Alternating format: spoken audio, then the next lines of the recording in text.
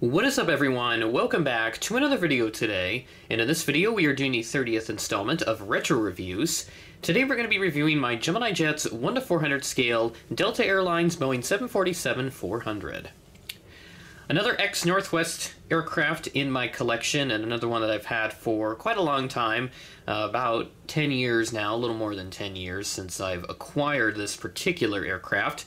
A very lovely aircraft, unfortunately does have some wear and tear, so does the box as well. And speaking of that, we'll take a look at that right now. So bringing it into view, this is your standard large size Gemini Jets box, and there goes the camera there. Let's try to tighten that up so that doesn't happen. Okay, there we go.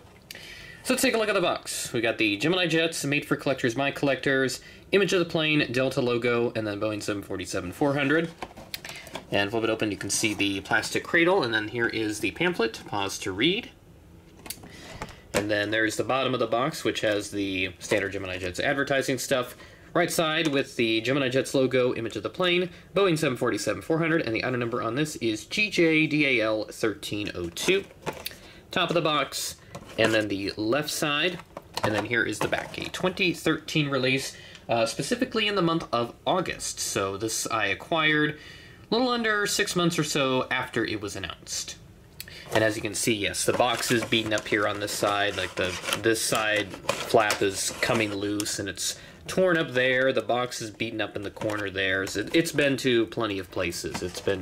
It's traveled a lot over the years, and it is very much beaten up. So now we'll go ahead and take a look at the lovely model itself. There is some damage on the right side of the aircraft, so we'll take a look at that a little later into the retro review here. Now take a look at the very lovely Delta 747-400. The only legacy carrier that I have with a 747-400, I've yet to get one with the United livery on it, the Continental Globe or whatever, the Continental Globe livery, which I already have a Saul Bass one actually, but I've yet to get one with the Continental Globe livery, the last livery that the United 747s wore. I know they had a special friendship sticker when they retired theirs back in 2017.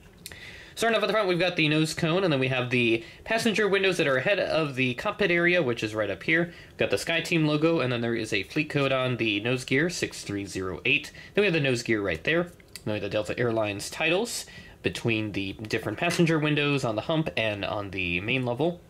The various L1, L2, L3 doors all going on around here. Lovely engines right there, molded pretty well. And then have some rear doors back there, L4. And then we have the L5 door way back over here. American flag with a registration November 668 Uniform Sierra. Then we have the lovely Delta Airlines tail up here on the top, which has the fleet code printed right at the very tippity top of the tail. The colors are a little dark on this one. I think, yeah, Gemini really did make the colors a bit too dark on this particular rendition, but it's not horrible. I think the darkness is very similar to my Aero Classics, Delta 319s and 320s, which I did get rid of by this point, since I got the Gemini renditions to sort of upgrade from it, if you will. I know that the JC 320 mold gets a lot of flack for the various issues that it has, but that's just what I wanted to do. Here's the right side of the aircraft, and you can see the damage that has occurred. Got little paint chips there, and there, so a bit unfortunate, but again, I've had this model for more than a decade, so it is almost a given to have some type of damage on these models. And I think, yeah, one of the horizontal stabilizers broke off on this model at some point in time as well, but that has since been re-glued. So there you can see one of the luggage doors down at the bottom, and then there are a couple more towards the back.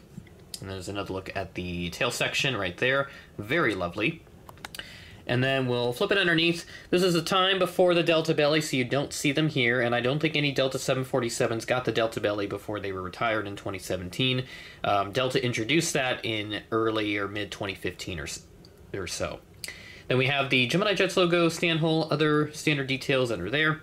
And then here at the top, no antennas on this aircraft, just a couple printed details up there. Overall looking really nice. And you can see it is a cradle, so a bit outdated now, but certainly a very solid model nonetheless.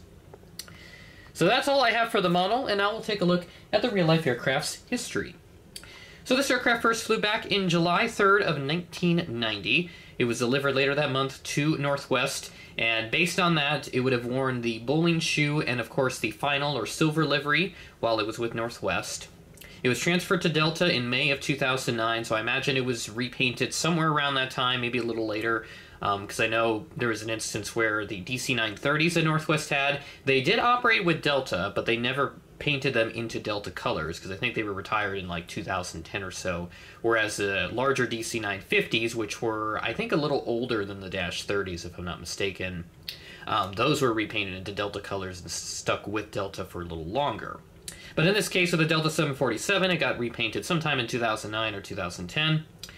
The aircraft was retired in 2017, where it was stored, and it was unfortunately scrapped a couple of years later. So this aircraft is no longer with us, but it still lives on in model form. That'll do it for this episode of Retro Reviews. With that being said, thanks for watching, and I will catch you in the next video.